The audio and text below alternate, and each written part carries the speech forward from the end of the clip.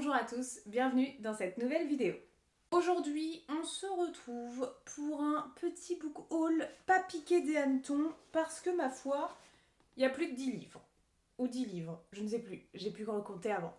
Et pour ma défense, est-ce qu'il faut vraiment se défendre? On va quand même se défendre. On va mettre les choses en place pour. J'avais des chèques vacances qui touchaient à leur fin. Enfin des chèques cadoc, du coup il fallait absolument que j'aille chez Gibert. J'étais vraiment short au niveau des chèques vacances, parce que genre la fin c'était le 31 octobre 2025. Nous sommes allés chez Gibert d'urgence, ça va, grosse urgence, le 30 octobre. Donc urgence au niveau des tickets de cadoc quand même. J'avais 30 € je crois de chèque cadoc. Résultat, j'ai pu acheter tout ça parce que l'avantage chez Gibert, c'est qu'il y a de l'occasion. Donc j'ai pu me faire plaisir un peu plus que avec Cadoc, sinon, enfin genre avec 30 €, j'aurais pu m'acheter un grand format et un poche en neuf. Là l'avantage c'est que j'en ai 10 au total. Sachant que dans ces 10 là, il y a du neuf, il y a de l'occasion. Et j'ai 2 réceptions d'une maison d'édition que je vais vous montrer. Voilà, l'introduction est terminus, maintenant on attaque. Comme d'habitude, même mini speech de 10 secondes, je prends pas les livres par ordre de préférence ni par ordre de thématique ou autre, mais par ordre de pile sur mes genoux. Voilà, c'est parti. Le premier et pas des moindres parce que je l'attendais de ouf et j'ai trop envie de le commencer.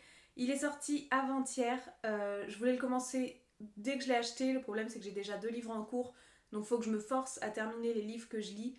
Le pire c'est que les livres que je lis en plus ils sont vachement intéressants, mais comme on est encore dans le déménagement, qu'on vit à moitié dans les cartons, que enfin bref, on a beaucoup de choses à faire en ce moment, il y a les gender reveal, il y a plein de trucs qu'on essaye de mettre en place et du coup nos journées ne sont pas assez longues, donc j'ai absolument pas le temps de lire à la vitesse et surtout la quantité que j'aimerais, et surtout j'aimerais pouvoir me poser avec ce bébé qui gigote dans mon ventre, mais on verra un petit peu plus tard. Donc, il s'agit de L'amulette de Michael McDowell dans les éditions Monsieur Toussaint Louverture. Vous savez que je suis fan de Michael McDowell depuis la sortie des Blackwater. Donc, Blackwater, c'est quand 2021 ? Quelque chose comme ça, je ne sais plus. Derrière moi, j'ai le rayon, là vous verrez pas, Michael McDowell, justement comme ça, dans l'édition Monsieur Toussaint Louverture, avec tous ces formats-là qui sont sublimes. Je les ai tous lus, je les ai tous surkiffés, donc j'ai qu'une hâte, c'est me jeter dans ce livre-ci. C'est un des rares auteurs, c'est même le seul auteur, ouais c'est ça, dont j'ai lu tous les livres et dont je suis à jour à chaque sortie entre guillemets. Cet auteur est décédé donc il n'en sortira plus. Néanmoins Monsieur Toussaint Louverture du coup propose, je crois que c'est un par année, un ou deux par année, sauf quand il y a eu les Blackwater où il les sortait tous les 2 mois, quelque chose comme ça, ou tous les mois, d'éditer en français un Michael McDowell, parce qu'il n'avait pas été édité en français, ou très peu. Et donc nous voilà avec L'amulette qui est sortie ce 30 ou 31 octobre 2025, la saison Halloween. Ils ont bien raison, parce que Michael McDowell c'est du suspense, de l'horreur, pas de la fantasy ni SF, mais il y a toujours un petit truc farfelu qui nous fait dire que c'est peut-être pas tout à fait très très normal. Spirituel, beaucoup. Il fait beaucoup avec des des vieilles pas des vieilles sorcières, mais des gens qui tirent les cartes, des gens qui prient beaucoup Dieu. Il y a beaucoup toute cette idée-là, beaucoup autour de la magie aussi, mais la magie pas en mode Harry Potter, vraiment la magie en mode tirer les cartes, mais c'est pas de la magie. Bref, j'espère que vous m'avez compris, sinon désolé. Dans ce livre-là, on est toujours en Alabama. Je pense que l'auteur doit venir de là-bas parce qu'il nous met toujours en Alabama. On est en 1960.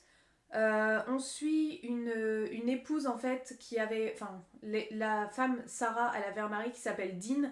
Et Dean, il a fait ses classes militaires et il est envoyé au Vietnam. Sauf que du coup, il revient de la guerre et il est dans un état complètement végétatif. En plus, elle doit supporter sa belle-mère Jo qui accuse la ville entière du sort de son fils. Donc la pauvre Sarah, elle a sa belle-mère sur le dos, son mari qui est dans un état complètement machin, elle doit aller à l'usine, bref, elle dans la cata, elle en peut plus. Et à un moment, elle va offrir une étrange amulette à l'homme qu'elle tient responsable de l'état actuel de son fils. Et le problème, c'est que cet homme va mourir dans des circonstances assez macabres. Et tout le monde se demande, enfin tout le monde, en tout cas les personnages qu'on va suivre, se demandent si cette amulette, elle joue pas un rôle un petit peu spécial dans la mort des personnes. Parce qu'à chaque fois qu'elle est offerte, cette amulette, la personne va décéder. Donc on va suivre l'histoire de ces gens-là, l'histoire de cette amulette, entre guillemets. Et ce que j'adore dans les couvertures de Monsieur Toussaint l'Ouverture, c'est qu'il y a plein de petits détails dont au début on comprend pas le pourquoi du comment. Et une fois que tu as lu l'histoire et que tu re-regardes la couverture, tu es en mode ah ça c'est pour ça, ça c'est pour ça. Ici on a un pistolet, ici je vois des membres déchiquetés dans un non, dans une boîte. On a une machine à laver, on a un... Vous savez les Américains ils ont ça là, les pales qui tournent, les petits ventilateurs de plafond. On a quelqu'un qui est forcé de manger à la cuillère et qui a des bandeaux sur les yeux. On a quelqu'un qui se fait écraser par une voiture. On a un pic qui s'enfonce dans une oreille. On a une maison qui prend feu. Et on a des cochons. Et une usine. Bon, l'usine, je pense que c'est parce que Sarah y travaille. Mais voilà, une tête de mort et des pommes de pin. Autant vous dire qu'à l'heure actuelle, je ne sais pas. Néanmoins, à la fin de ma lecture, je serai capable, si c'est fait comme les autres, de vous dire chaque élément à quoi ça correspond.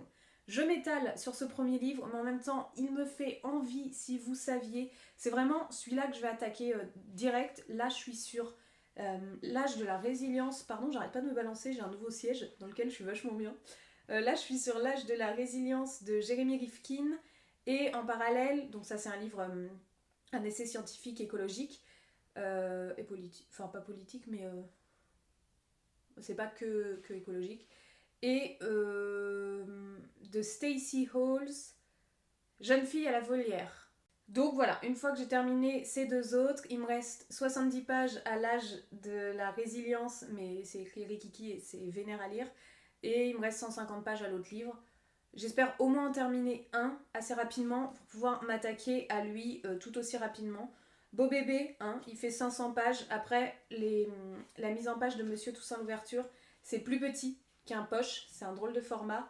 Et c'est écrit de... Enfin, ça va. Donc franchement, très très hâte. Seul truc qui me fait trop mal au cœur, c'est que comme ils sont très larges, très épais, quand tu t'es obligé de lire comme ça parce que t'as pas du tout envie de niquer les dos, en fait, étant donné qu'ils sont sublimes avec des dorures et tout.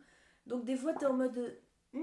Après, ils sont pas mal fluffy quand même. Mais des fois, ça cracote un peu. Et je suis pas fan quand ça cracote. En revanche, les cracottes même, oui, pourquoi pas. Ensuite, j'ai pris Réduire son empreinte plastique de Hélène Saint-Gier. Saint-Gier. Je sais pas pourquoi j'essaie toujours de leur faire des petites intonations en mode ils sont pas français, peut-être qu'elle est très française et que ça se lit à la française. C'est chez Résilience Ulmer, donc je ne connais pas cette maison d'édition. Oh, il est en couleur, bah voilà, t'as qu'à feuilleter les livres quand tu les achètes. Il y a écrit Vivre avec une seule planète derrière, donc voici. Et en gros, ici, c'est un livre sur comment consommer moins de plastique au quotidien. Vous l'aurez compris, vous savez que j'essaye d'être dans une démarche zéro déchet au maximum et que l'écologie me tient vraiment à cœur et que c'est une thématique que j'adore lire aussi. Ces derniers temps, le zéro déchet, on est à chier, pour rester poli.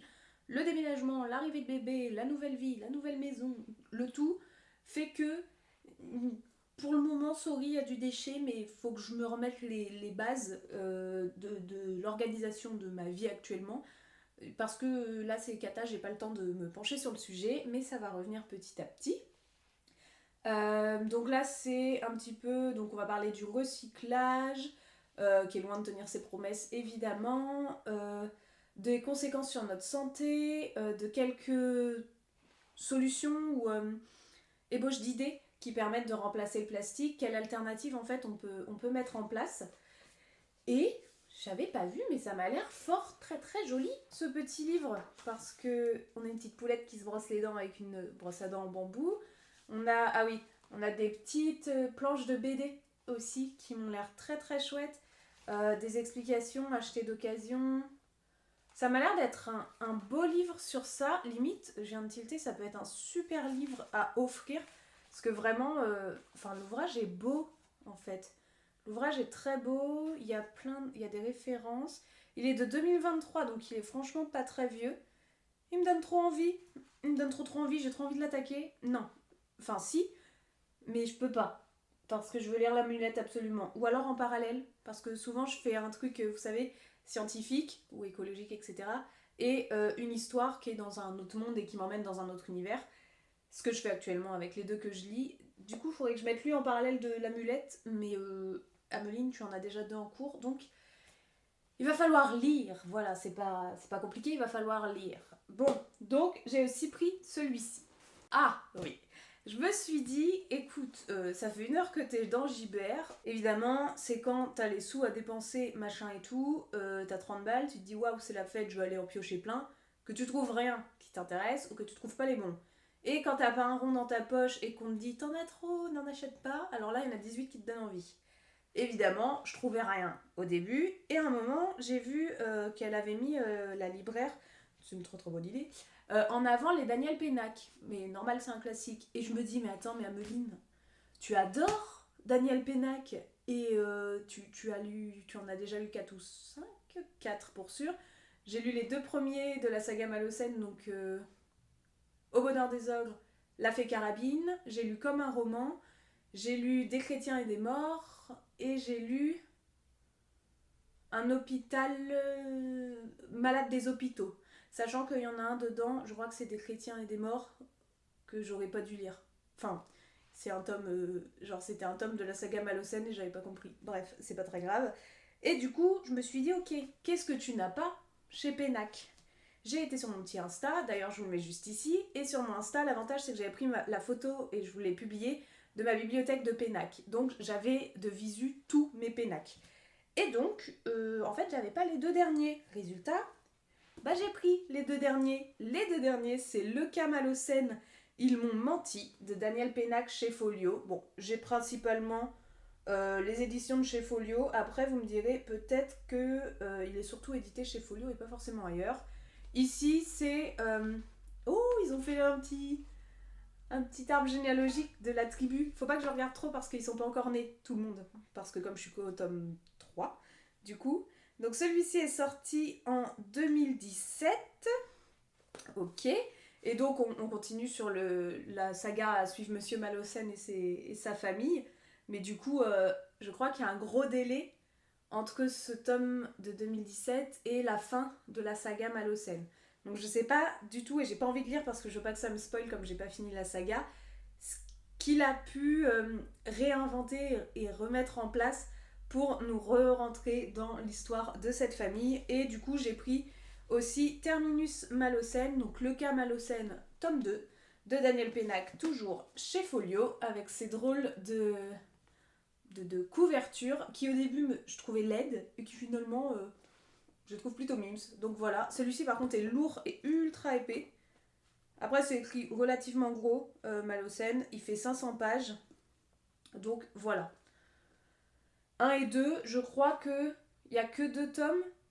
Peut-être qu'il y en a plus dans cette suite.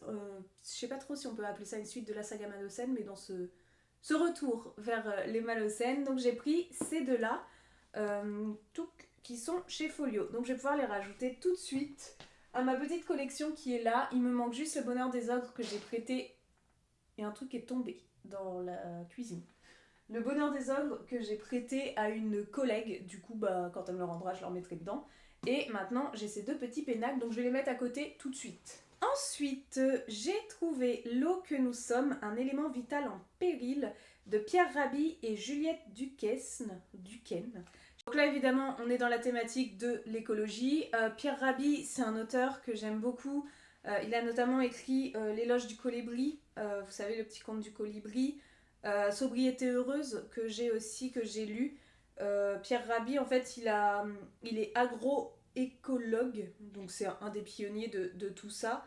Et lui, il est pour la construction d'une société écologique et humaine.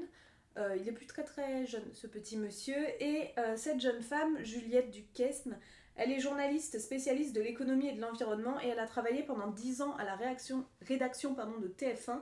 Et j'ai déjà vu son nom passer plusieurs fois sur des trucs d'écologie comme ça. Donc, l'association des deux m'interroge pas mal. Le livre n'est pas énormissime, quoique 200 pages, et voilà, fait de cette manière-là. Ici, on est sur la thématique de l'eau, qu'on appelle l'or bleu. Et on va un petit peu voir ici comment consommer l'eau, pardon, de façon un petit peu plus sobre, écologique, équitable, locale. On va voir un petit peu tous les désastres liés à ça, du fait que dans certains pays, on n'en a pas forcément accès comme nous, on peut l'avoir en France, que notre océan, qui est pourtant une énorme ressource d'eau, on va pas se leurrer, est en train de devenir une poubelle. Enfin, un petit peu tout ça. On va suivre un petit peu tout ce qui est l'exploitation intensive de l'eau. Bref, tout ce qui va tourner autour de l'eau et de l'écologie. Dans ce livre, il est écrit que Juliette et Pierre nous proposent des outils de prévention, face aux risques géopolitiques et environnementaux, pour concilier nos besoins humains et la préservation de la nature. Donc, ça me tente pas mal du tout. J'espère que c'est écrit de manière assez vulgarisée, entre guillemets, parce que là, je vais sortir d'un livre qui l'était pas du tout, donc mon cerveau, il a bien travaillé. En tout cas, ça m'a l'air d'être bien référencé, parce que je prends une page au pif, village de 1800 habitants, 25 km, 5 km, 10 km, 4 heures du matin, 13 heures. On a pas mal de... Ah, et puis on a aussi des... On a pas mal de chiffres, on a aussi des schémas. Donc, avoir le niveau d'accessibilité, comme d'habitude, quand c'est des livres essais sur l'écologie scientifique, etc., quand je vous fais des avis de lecture, des retours lecture, j'essaye de vous expliquer, je sais pas si je peux appeler ça l'indice de lisibilité pour des personnes qui ne sont pas familières de la thématique. Voilà, je trouve que c'est important pour savoir si on veut se jeter dans ce document ou pas. Et je suis en train de regarder à gauche mon micro le temps que je parle. Je vous ai parlé de 3 livres, les gars. Ça fait 20 minutes que j'ai allumé le bazar. Cette vidéo va être longue, j'en ai peur. Je vais essayer de faire au mieux pour réduire un peu la catastrophe actuelle qui arrive. On change de thématique. J'ai lu dans mon dernier avis lecture, donc c'est la vidéo de la semaine dernière, de dimanche dernier, donc du dimanche 2 novembre, Le meilleur des mondes de Aldous Huxley, dont je vous ai parlé et que j'avais bien aimé, et que du coup, je m'étais dit pourquoi pas lire un autre livre de cet auteur. Et en allant dans la partie Gibert éco-lecture, pour 20 centimes, j'ai trouvé Temps futur de Aldous Huxley, édité chez Pocket ce coup-ci, et je me suis dit, écoute, pour 20 centimes, tu voulais tester un autre de ce petit bonhomme, tente-le. Ici, on est longtemps après la guerre nucléaire. On va suivre Dr. Poole qui débarque dans une Californie qui est complètement fantomatique, comme il y a eu la guerre nucléaire du coup, et qui va découvrir une humanité qui est complètement mutante et qui est soumise au culte d'idoles sanguinaires. Donc déjà, ça met la vibe, ce qui est vraiment pas très gai. On est sur une civilisation qui est désolée, où l'accouplement n'est permis que 15 jours par an. Cet auteur a un problème avec l'accouplement. Je ne sais pas s'il a eu beaucoup de femmes ou d'hommes, ou s'il en a manqué dans sa vie, mais c'est une partie prenante du meilleur des mondes aussi, où pour le coup l'accouplement est quelque chose de très universel et à faire tout le temps, telle une activité de sortie à la plage, mais pas dans le but de faire des enfants, juste dans le but du plaisir. Ça, c'est pour le meilleur des mondes. Et ici, il nous parle que l'accouplement n'est permis que 15 jours par an, donc on est dans le bail carrément inverse, donc j'imagine même pas la cata que ça doit être ces 15 jours par an. De rares dissidents tentent d'échapper au cauchemar, et du coup, il est écrit qu'avec son ironie féroce, Huxley annonce voici plus d'un demi-siècle ces temps futurs dans lesquels nous sommes entrés. Ah bon? Je crois qu'on peut faire des bébés plus que 15 jours par an, mais je suis curieuse. Et traduction revue et corrigée. Je suis curieuse parce que c'est vraiment un drôle d'auteur. C'est un auteur quand même très connu qui fait partie des... Je sais pas comment dire, des grands, en tout cas de ceux à lire dans les classiques tels Le meilleur des mondes et compagnie, de la SF en tout cas. Donc, alors celui-là m'intrigue fortement, il me donne très envie, je vais pas l'attaquer tout de suite parce que tout me donne envie et qu'il faut faire des choix, mais lui me donne très envie, voilà. Mais évidemment, tous les livres que j'ai achetés me donnent très envie. Pff, idiote, c'est normal, sinon je les aurais pas achetés. Vous imaginez, je vous présente un livre, salut, j'ai acheté celui-là, ça m'a l'air vachement pourri, mais je me suis dit ça peut vous intéresser. Ça peut être un concept. Ça peut être un concept. J'achète tous les livres que je trouve pourraves et je vous en présente genre 5. À réfléchir. Je suis pas convaincue, mais à réfléchir. On repart un petit peu dans l'écologie. Ici, on a Penser et agir pour un monde habitable. C'est chez les éditions Utopia. Utopia, le manifeste mouvement Utopia. La préface est d'Edgar Morin. Et ah bah voilà, ceux qui ont écrit ça, c'est Mouvement Utopia. Donc ça doit être une association, j'imagine. En tout cas, ça me parle. J'ai pas un autre livre de ça? Des éditions Utopia? Non. Non, j'ai cru que j'en avais un autre de ces éditions-là, mais non. Mais c'est bizarre ce mot. Ou alors, Mouvement Utopia, ça a été une des références d'un des livres que j'ai lu. Enfin, on en a déjà parlé, donc ça me parle pas mal. Ici, je pense qu'on va être vraiment, pour le coup, sur un essai scientifique. Donc, niveau accessibilité, sur mon indice, on va le mettre plus haut. Il nous parle, en tout cas c'est écrit tout petit. Voilà, Mouvement Utopia, c'est une association citoyenne agréée jeunesse, éducation, blablabla. Donc c'est bien une association qui parle de tout ça, de l'écologie. Les multiples échecs à répondre au dérèglement climatique, au pillage des ressources naturelles et à la montée des inégalités mettent l'humanité en péril. Si rien ne change dans les prochaines années, un effondrement de notre civilisation thermo-industrielle semble inéluctable. Ok, donc ça parle vraiment de l'effondrement, de l'écologie, de la surconsommation, de la montée en flèche, des pillages, du dérèglement, des inégalités, tout ça. Donc, ils appellent ce livre un manifeste, du coup, histoire de répondre aux urgences écologiques, etc., sur cette thématique. Donc, je pense ici qu'on va être sur un livre, quand même, qui va être... il est qu'à 5 € d'ailleurs, qui va être traduit par plusieurs thématiques. C'est-à-dire que ce grand thème-là va être abordé à travers, je pense, de l'économie, à travers de la sociologie, à travers le féminisme, à travers le développement des communs, à travers le spectre du temps, la souveraineté alimentaire, bref, beaucoup, beaucoup de choses. Je pense que lui, oui, sur mon échelle, sur mon indice de lisibilité, il est au-dessus. À voir, ce petit manifeste m'interroge pas mal du tout. Plus que 3 livres, encore un petit peu dans l'écologie, encore carrément dans l'écologie en fait. J'ai acheté Néo-Paysanne de Linda Bedoué, 10 femmes engagées qui témoignent, et c'est chez Rustica Édition, c'est rigolo. Ici j'aime beaucoup parce que du coup ça va parler du coup des femmes qui s'engagent dans ces réseaux-là et dans cette thématique-là, un petit peu comme moi je le fais, en tout cas à mon échelle. On va suivre 10 femmes, 10 parcours et 10 vocations d'agricultrices. Je suis pas agricultrice, hein, je remets les bases. Mais je suis curieuse de savoir parce que un petit peu ce qu'elles vont faire, notamment en matière de maraîchage, parce que ça c'est ce qui m'intéresse le plus. Pas l'agriculture conventionnelle avec les tracteurs qui coûtent plus cher qu'une maison et les champs énormes. Moi ce qui m'intéresse c'est l'agriculture... soit biologique, soit raisonné, soit le maraîchage sur surface différente, pourquoi pas l'agroforesterie, enfin un petit peu toutes ces choses-là qui me questionnent et qui m'intéressent pas mal. Et il y a écrit qu'elles sont modernes, libres, innovantes, fertiles d'idées et embrassent leur profession comme on embrasse la vie. Et donc on va suivre un petit peu comment elles sont passées de certaines du commerce au champ, du métro aux récoltes sauvages et de la ville à la roulotte sans regarder en arrière. Et dans ce livre, elles mettent à profit du coup leur expérience vécue au cœur de ce système pour pouvoir en inventer un nouveau qui sera un petit peu plus résilient et plus cohérent avec la vie actuelle.